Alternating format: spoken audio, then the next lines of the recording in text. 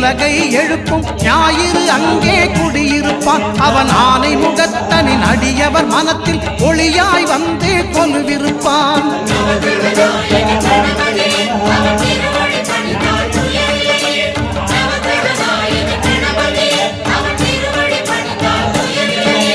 ஒன்பது கோளும் ஒன்றாய் காண அங்கு கற்பகம் என்னும் கடவுளின் மெய்யில்